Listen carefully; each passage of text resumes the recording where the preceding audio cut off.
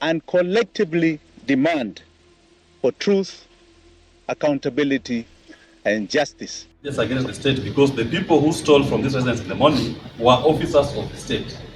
And they refused to inventorize, to write down the monies they were taking. I'm telling you, they were stealing from servants. Once again, the Kenya police find themselves caught in the crosshair of public scrutiny under the command of the acting Inspector General Gilbert Masengeli, this time embroiled in accusations of daylight robbery with a twist of violence. As you can see, this is a video of a police officer armed, even though in plain clothes, getting out of Jimmy Wanjigi's home. And you can see his hand, he is carrying something that is believed to be one of the items that Wanjigi is claiming was stolen from his residential home when the police raided his home. The spotlight has now shifted to businessman Jimmy Wanjigi, who claims that the men in uniform made off with a treasure trove worth over 8 million Kenyan shillings during a so-called police raid at his palatial Muthaiga residence in Nairobi a few weeks ago. The shopping list of the alleged loot reads like a tech and jewelry's lover's dream: 2 iPhone 15 Pro Max, a pair of Samsung Flip 5S, an iPhone 14, an Apple laptop, iPad, Samsung tablet, and enough Cartier and diamond encrusted jewelries to make a thief's heart skip a beat.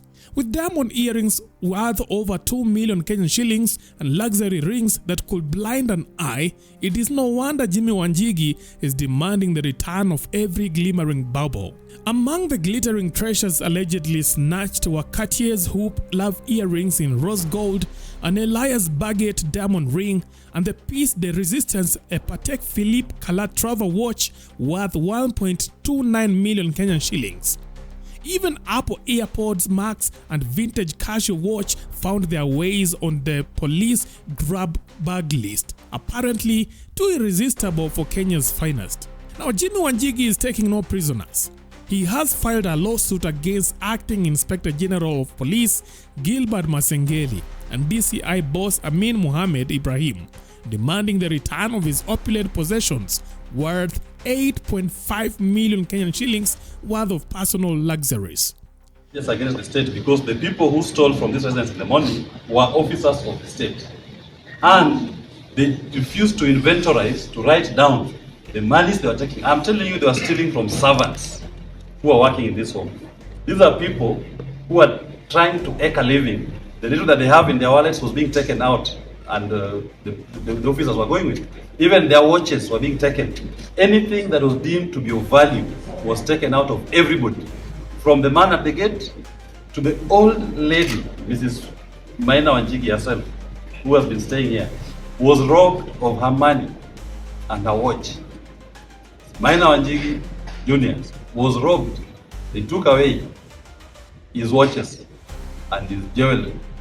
Mrs. Irene Wanjigi, they took away also her watches. Myself, Willis Otieno, advocate of the High Court of Kenya, they illegally broke into my car and stole my wallet that had my credit cards, my debit cards, and a wad of cash, which they know about. The interesting thing about my vehicle is that last night when we did the inventory, pictures were taken of my vehicle everywhere, and they saw the money that was there. They then decided to come back and steal from my car, an officer of the court. If they steal from an officer of the court who is only doing his duty, who else can they steal from? How will they respect the court processes? We are now calling upon those who are still within the establishment that believe in the rule of law. You now must obey the court order. Do not arrest Mr. Wanjigi, and if you've arrested him, kindly release him to enjoy his freedom of liberty and movement.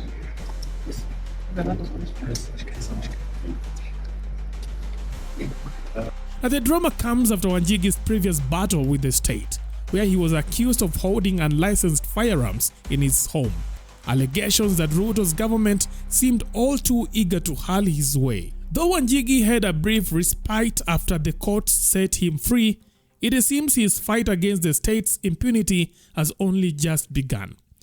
Armed with legal firepower and a growing sense of defiance, Wanjigi wants nothing less than to see the powerful brought to their knees, especially those hiding behind barges. His message to the police and the president is clear: return the loot or brace for another battle in the court of public opinions. You are afraid that we are redefining the politics of this nation.